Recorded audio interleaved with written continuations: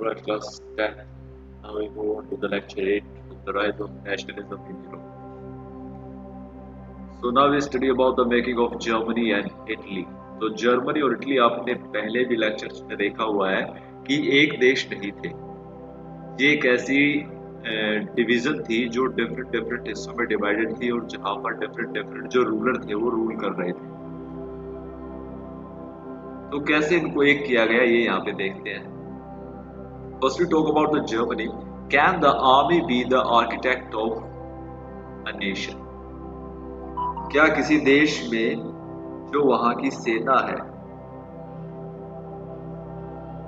वो राष्ट्र की निर्माता हो सकती है? तो जर्मनी में जो सेना रही, जो आर्मी रही, उसने यहाँ पर कंट्री को एक किया, पूरी कंट्री को एक देश के रूप में, एक नेशन के रूप में एस्टेब्लिश किया। Okay, what happened there? After 1848, nationalism in Europe moved away from its association with democracy and revolution. 1848 के बाद जो नेशनलिज्म था, जो देशभक्ति थी, जो राष्ट्रीयता थी, वो यूरोप से हटकर जो डेमोक्रेसी और रेवोल्यूशन थी उनके साथ ये अलगाव होने लगा। मतलब जो लोगों की एक डेमोक्रेटिक वे में या एक रेवोल्यूशन के थ्रू जो लोग नेशनलिज्म को लाना चाहते थे, वो जो स्पिरिट थी वो अब टूट चुकी थी। अब ये किस चीज से जुड़ गई थी? नेशनलिज्म की जो भावना थी। This can be observed in the process by which Germany and Italy came to be unified as nation state. और ये जर्मनी और इटली के नेशन स्टेट बनने से पता चलता है कि भाई नेशनलिज्म जो है अब डेमोक्रेसी या सिर्फ रेवोल्यूशन तक ही सीमित नहीं रह गया था। Nationalist feeling were widespread among middle class German. Middle class जो जर्मनी के लोग थे उनके अंदर नेशनलिस्ट फीलिंग काफी ज्यादा थी, देशभक्ति की भावना काफी ज्यादा थी।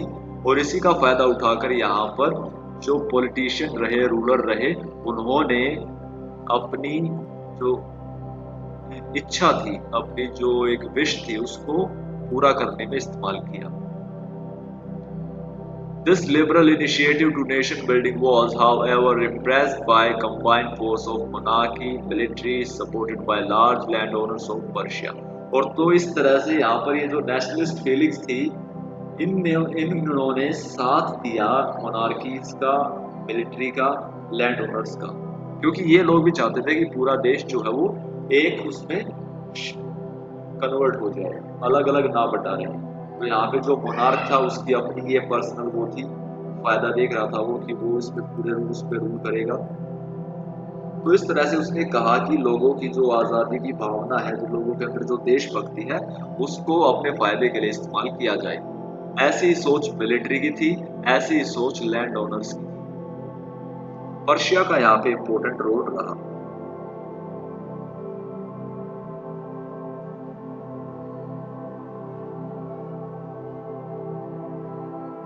यहाँ पर क्या हुआ कि जो 1848 में जर्मनी कॉन्फेडरेशन था, उसके जो इलाके थे उनको जोड़कर एक संसद या एक पार्लियामेंट बनाने का प्रयास किया गया था।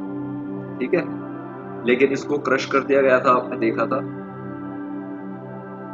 इसके बाद क्या हुआ कि जो पर्शिया था उसने इस चीज को, जो जर्मन पार्लियामेंट थी, फ्रैंकफर्ट पार्लियामेंट थी, उसको सपोर्ट किया था पर्शिया ने भी। लेकिन जब इसको क्रश कर दिया गया तो पर्शिया ने फिर इस चीज को संभाला, यानी जर्मनी को बनाने की जो जिम्मेदारी थी वो पर्शिया ने संभाली। और उसमें इंपॉर्टेंट रोल प्ले किया ओटो वॉन बिस्मार्क ने, जो पर्शिया का मिनिस्टर था। तो देखते हैं जर्मनी कैसे बना। Otto von Bismarck Otto von Bismarck, the chief minister of Persia, was the architect of this process. तो जर्मनी को एक करने का जो ये पूरा मूवमेंट रहा, इसका आर्किटेक्ट कहा जाता है ओटो वन बिस्मार्क को, जो पर्शिया का चीफ मिनिस्टर था। He took up the help of Persian army and bureaucracy in his endeavor. और उसने अपने इस काम को करने के लिए पर्शियन आर्मी की हेल्प ली और पर्शियन ब्यूरोक्रेसी जो नौकरशाही है उसकी help Lee. 3 wars were fought over 7 years with Austria, Denmark and France. और इस काम को करने के लिए 3 लड़ाइयां लड़नी पड़ी। जो 7 सालों तक चली थी, ऑस्ट्रिया के साथ, डेनमार्क के साथ, फ्रांस के साथ, क्योंकि इनका जर्मनी पर कब्जा था अलग अलग हिस्सों पर। The war ended in Persian victory and completed the process of unification. और इन लड़ाइयों में पर्शिया की जीत हुई और यूनिफिकेशन का काम जो था, एकीकरण का जो काम था, वो पूरा हो गया। Persian king William I was proclaimed the German emperor in a ceremony held at Versailles in January 1871. Persian king William I जो था, उसको यहाँ पे जर्मन एम्परर बना दिया गया, जो वर्साई में हुआ था। पूरा एक बड़ा सेरेमनी हुई थी यहाँ पर वर्साई में 1871 में। The new state placed a strong emphasis on modernizing the currency, banking, legal and judicial system in Germany. और अब जो ये नया सिस्टम आया था, एक नया देश जो बना था जर्मनी, उसने काम करना शुरू कर दिया किस पर? करेंसी के मॉडर्नाइजेशन पर, बैंकिंग पर, लीगल और जुडिशियल सिस्टम को नए तरीके का बनाना स्टार्ट कर दिया, इसको मॉडर्न करना स्टार्ट कर दिया। Prussian measures and practices often become a model for the rest of Germany. और इस तरह से पर्शिया का ये जो मॉडल था, ये जो पर्शिया के सुधार थे, ये पूरे जर्मनी के लिए फिर एक मॉडल बनकर आए। तो यहाँ पर आपने देखा कि ओटोमन बिस्मार्क जो रहा, उसने काफी इंपॉर्टेंट रोल प्ले किया यहाँ पर, उसको आर्किटेक्ट भी कहा जाता है। और इस तरह से फिर यहाँ पर जर्मनी का पहला राजा बनता है विलियम I, पर्शियन किंग जो था, उसको यहाँ पे किंगशिप दी गई वर्साई में। Now we see the unification of Italy. आपने देखा जर्मनी कैसे एक बना पर्शिया की हेल्प से, आर्मी की मदद से। इटली में भी ऐसा ही था। इटली जो एक देश था, वो 7 हिस्सों में डिवाइडेड था। 7 अलग अलग यहाँ पे रूलर रूल करते थे। तो Italy also had a long history of political fragmentation. There were many dynastic states and multinational Habsburg Empire in Italy. तो वहां पर बहुत सारे डायनेस्टिक स्टेट थे, बहुत सारे राजाओं का राज था, और एक हैब्सबर्ग एम्पायर का भी रूलिंग थी यहाँ पर। During the middle of 19th century, Italy was divided into 7 states. 7 हिस्सों में डिवाइड था Italy. One of them, only Sardinia Piedmont, was ruled by an Italian princely house. और इसमें से सिर्फ जो पिडमोंट का इलाका था, तो ये इलाका जो था और ये हिस्सा ऐसा था जहां पर प्रिंसली, यानी जो इटली का प्रिंस था, उसका रूल था। बाकी जो सारा इटली था वो दूसरे राजाओं के अंडर था।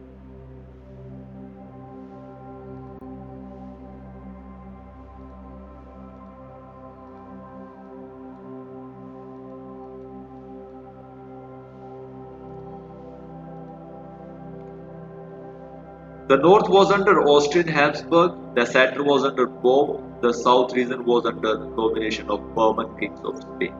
तो इस तरह से नॉर्थ का हिस्सा ऑस्ट्रिया हैब्सबर्ग के अंदर था, सेंटर का जो हिस्सा था वो पोप के अंडर था, साउथ का हिस्सा जो था वो बर्बन किंग ऑफ स्पेन इनके अंडर था।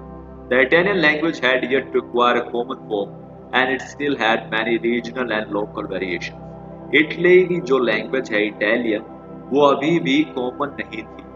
हर जगह पर उसकी अलग अलग रीजनल बोलियां थी, मतलब एक भाषा ना थी, उसकी अलग अलग बोलियां थी। किसी भी देश को बनाने में आपके लिए सबसे पहले जरूरत होती है एक भाषा की, जिसको पूरे देश के लोग बोलते हैं। तो इटली में इटालियन अभी पूरे देश में नहीं बोली जा रही थी, जहां पर जिसका रूल था वहां पर वो अपनी बोली के साथ था। During the 1830s, Joseph Mazzini planned to put together a program for unitary Italian Republic. और जोसेफ मैज़िनी, जैसा आपने देखा है, इसने काफी काम किया था, यंग इटली, यंग यूरोप बनाया था, रेवोल्यूशनरी बंदा रहा, ये काफी लड़ाइयाँ इसने लड़ी आजादी के लिए। तो इसने इटली के यूनिफिकेशन के लिए काफी बड़ा प्लान बनाया था, प्रोग्राम्स बनाए थे।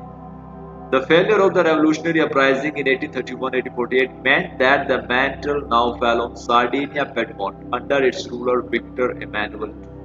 तो जब जोसेफ मैज़िनी की ये जो रेवोल्यूशनरी एक्टिविटीज थी, ये प्लान जो थे इसके, ये क्रश कर दिए गए, ये सक्सेसफुल नहीं हो पाए, तो अब इस चीज को संभाला विक्टर इमैनुअल II ने।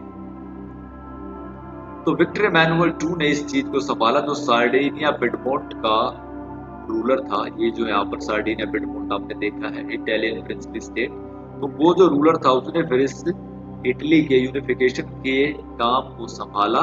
Eight the ruling elite of this region saw the possibility of economic development and political dominance through a unified Italy।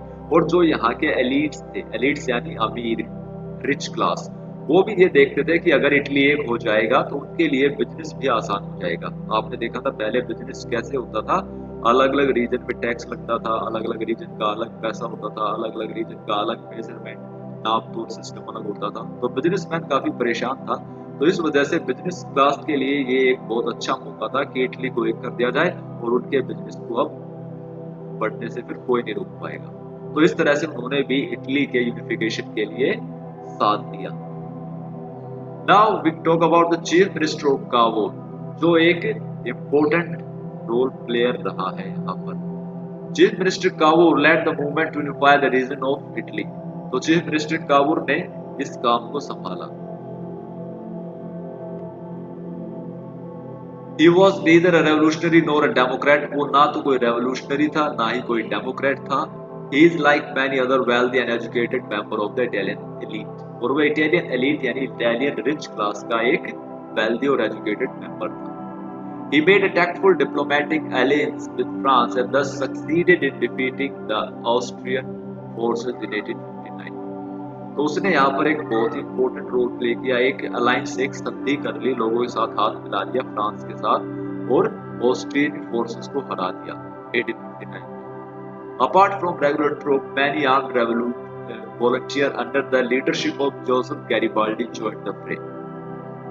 और इसके साथ साथ बहुत सारे रेगुलर ट्रूप्स जो थे, सेना जो थी, उसके अलावा वॉलंटियर भी थे, बहुत सारे गांव के ऐसे लोग थे। गैरिबाल्डी बहुत इंपॉर्टेंट फिगर था ये, जो कंट्री साइड में गांव में किसान वगैरह थे उनका नेता इसको कहा जाता है, रेड शर्ट वाले कहा जाता है इनको। तो रेड शर्ट के जो लोग थे इन्होंने वॉलंटियर बनकर सेना में शामिल हो गए और लड़ाई लड़ी इटली के लिए। तो गैरिबाल्डी का भी साथ मिला यहाँ पर, और इस तरह से ये जो लड़ाई थी इटली के लिए ये काफी आसान होती गई। In 1860 they march to the south Italy and kingdom of the two Sicilies. 1860 तक इन्होंने साउथ इटली और किंगडम ऑफ टू सिसिलीज तक अपना जो कब्जा था वो कर लिया था। They succeeded in winning the support of the local peasant and drove out the Spanish ruler। और इस तरह से इनको साथ मिला जो गांव के किसान थे और जो स्पेनिश रूलर जिनको निकाल दिया गया था उनका। Victor Emmanuel II was proclaimed king of, और विक्टर इमैनुअल II यहाँ पे फर्स्ट किंग बना इटली का, पहला राजा, okay, in 1861। But a large number of the Italian population remained blissfully unaware of the liberal nationalist ideology, probably because of very high level illiteracy। लेकिन Italy के गांव तक अभी भी ये जो आइडियोलॉजी थी, ये जो विचार थे, ये नहीं पहुंच पाए थे क्योंकि वो बेचारे अनपढ़ थे, उनको नहीं पता था इटली में क्या हो रहा है, इटली के लिए क्या सही है। तो वो बेचारे अब भी इस बात से अनजान थे कि इटली के यूनिफिकेशन के लिए यहाँ पर लड़ाइयाँ लड़ी जा रही हैं, प्लान्स बनाए जा रहे हैं। वो बिल्कुल अपनी लिटरेसी के कारण इस चीज से दूर रहे। So this is end of lecture 8. Stay tuned for the next. Okay, thank you.